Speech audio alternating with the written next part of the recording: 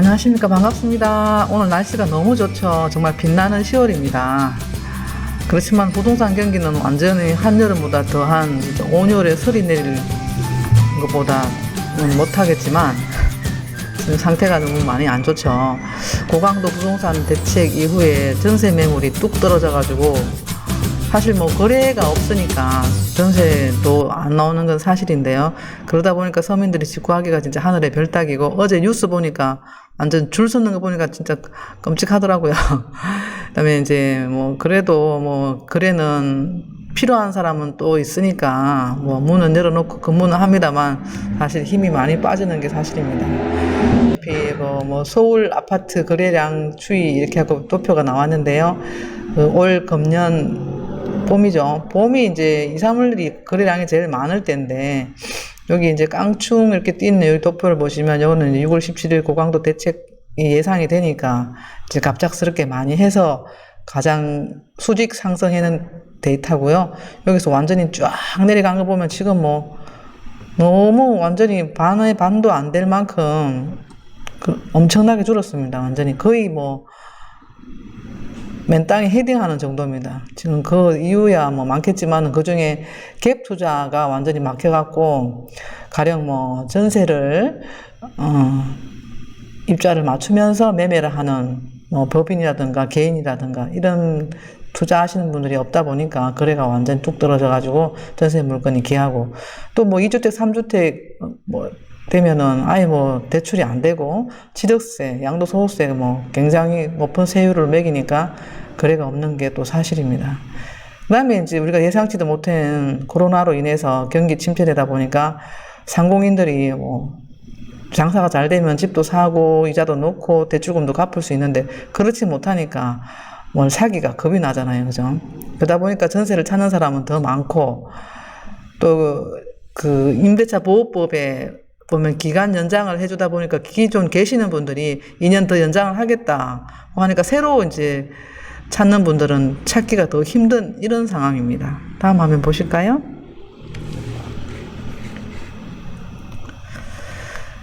예, 그래서 이제 전세 수요와 공급량의 관계가 완전히 지금 수요와 공급이 사상 최고로 찾는 사람은 많은데 물량이 없는 이런 완전히 극과 극의 양상을 지금 보이고 있기 때문에 이사철을 맞이해서 전세 수요자가 굉장히 불안하고 줄을 서야 됩니다. 진짜 줄을 서시오 해도 이제 면접까지 봐야 되는 이런 상황이겠죠. 그죠?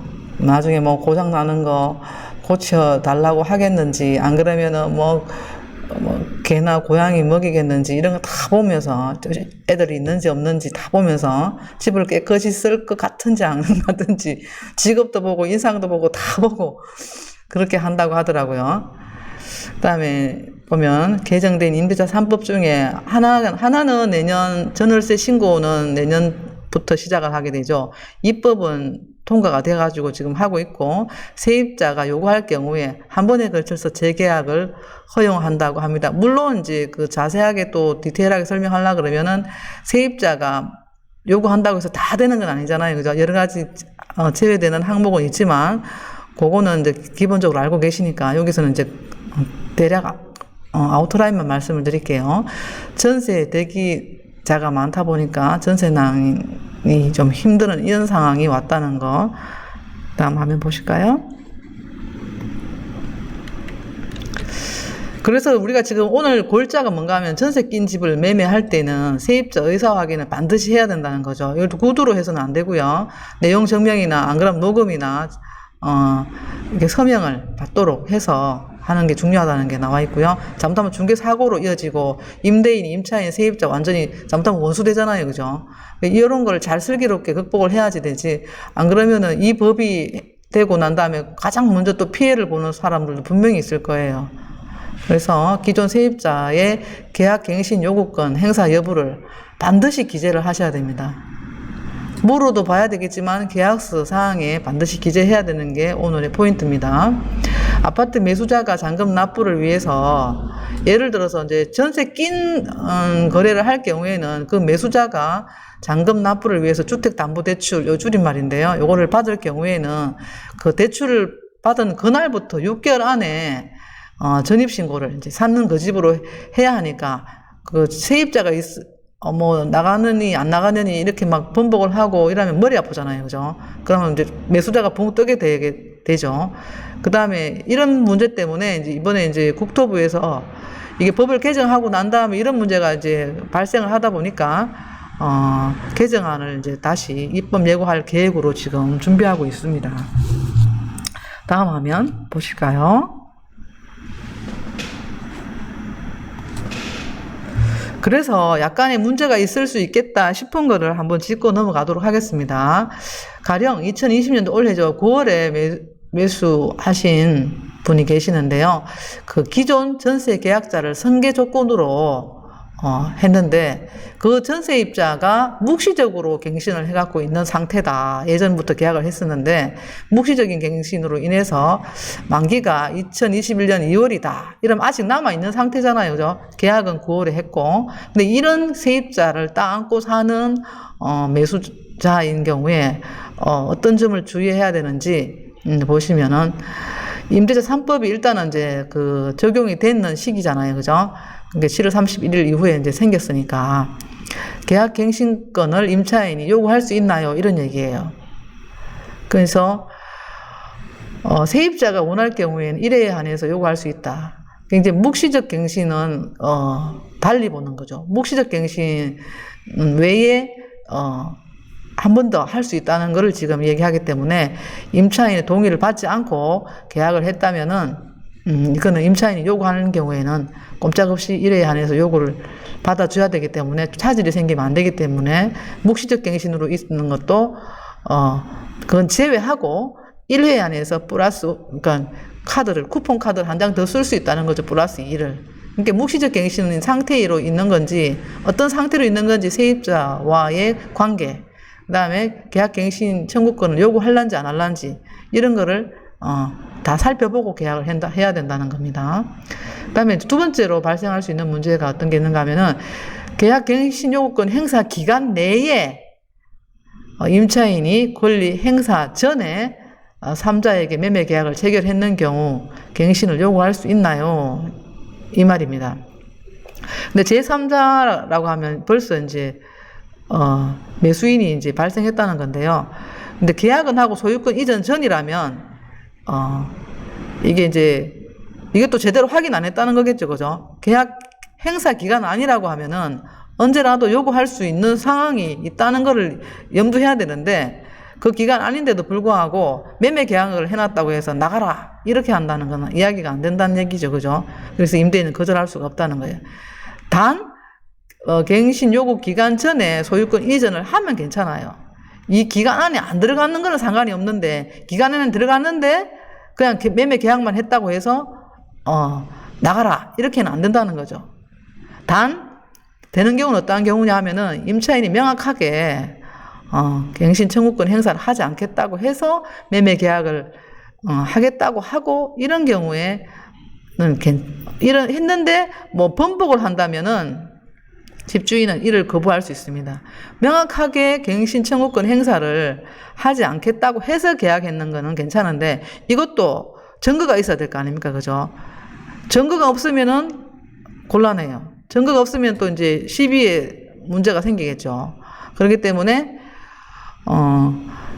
내용 증명을 받든지 녹음을 하든지 임차인한테 서명을 계약 갱신 청구권을 행사하지 않겠습니다. 기간 전이지만 하지 않겠다. 난 나가겠다.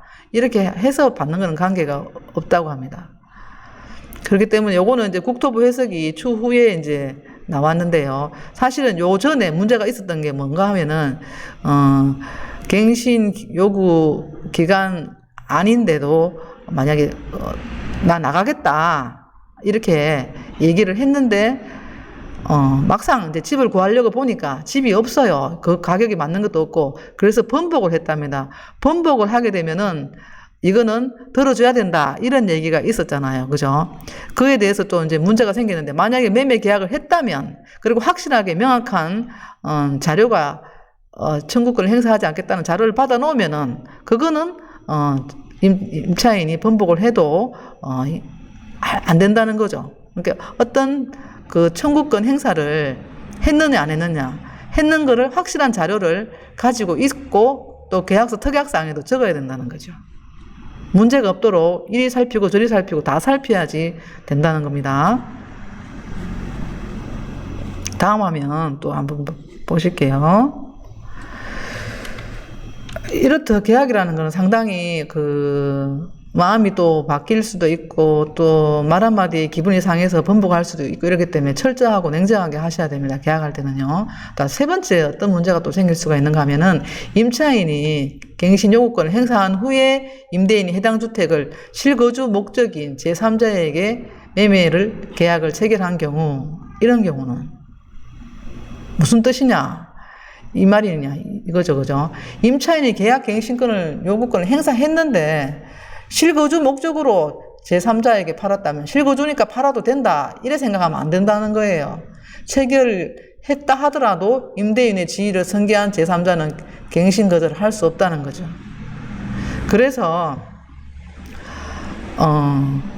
임대차 보호법이 2020년 7월 31일 날 시행이 됐죠, 그죠? 시행이 됐고, 또 2020년 12월 10일은 뭔가 하면은, 요때 후부터 계약하는 분에 대해서는, 우리가 전에는 기간 만료 6개월에서 기간 만료 1개월이었는데, 요때 2020년 12월 10일부터 계약하는 건에 대해서는 6개월에서 만료 2개월, 한 달이 더 늘었죠. 근데 요 기간 안에 계약갱신 청구권을 행사를, 해야 된다는 겁니다.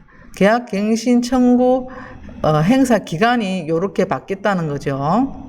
그러니까 우물쭈물 하다가 시간 가가지고 말을 못하고 있다 보면 안 되니까 미리 서둘러서 하셔야 됩니다. 그리고 만약에 임차인이 있는 집을 팔게 될 경우에는, 근데 보통 잔금도 치고 계약도 하다 보면 한두 달 더 걸리니까 요 기간 만료되기 전에 미리 잔금을 다 치고 갱신 기간이 되지 못하도록 그 전에 잔금 치고 계약을 다 완료하면 문제가 없습니다. 이게 아다리가 딱 될 경우에 문제가 됩니다. 다음 화면 보실까요? 자, 집주인이 거주하고 있는 집을 매매하는 경우는 신경 쓸 게 없습니다. 그리고 가격도 더 받을 수가 있어요. 근데 세입자가 있는 상태에서 이제 집을 팔려고 하면은 세입자 눈치도 봐야 되고, 세입자가 있기 때문에 입주가 안 되기 때문에 집을 팔기가 어려워요. 근데 우리는 내년 6월 이전에 집을 팔아야지만이 양도소득세, 중과세에서 벗어나는 그런 게 있습니다. 그렇기 때문에 어쨌든 지금 집을 많이 갖고 있는 다주택 임대인은 집을 팔려고 하다 보면은 세입자가 걸림돌이 돼가지고 머리가 아픕니다, 사실은. 사는 사람이 또 대출을 안 받아도 되면 그냥 사는 사람도 지급 능력이 되면은 잔금 도래 전에 상관이 없는데, 주고 나면 끝이기 때문에 주담대 받을 필요도 없는데, 그런 능력도 문제고, 임차인이 있는 집을 매매하는 경우는 특히 주의하셔야 된다는 거죠. 잘못하면 중개사고 날 수 있기 때문에, 그다음에 임대인과 임차인, 중개업자 완전히 3파전으로 돼가지고 완전 전쟁 아닌 전쟁을 치러야 되는 상황이 생기기 때문에 굉장히 주의하셔야 되고요. 특약난과 그다음에 계약갱신 청구권을 요구했는지 안 했는지, 기간 아닌지 아닌지, 기간 전에 매매 계약에서부터 잔금까지 다 치든지 그렇게 하셔야 되고요. 또 실거주 목적이라면 특히나 더 들어가서 살아야 되는 경우 특약난 거, 꼼꼼히 조건부 계약을 쓰시는 것이 좋습니다. 만약에 이것이 내가 실거주를 할 수 없는 상황이 생긴다면 계약은 없었던 걸로 하겠다, 이런 걸 쓰시는 것도 좋고, 특약 쓰기 전에 사는 사람도 마찬가지고 어차피 집을 보고 사게 되잖아요, 그죠? 보러 갔을 때 확인을 하고 또 서명도 받고 내용 증명도 하고, 필요한 경우 2중 3중으로 꼼꼼하게 하셔야지 원만한 관계를 유지할 수 있는 겁니다. 내가 하나의 실수를 하게 되면 관계가 원만할 수가 없다는 거죠.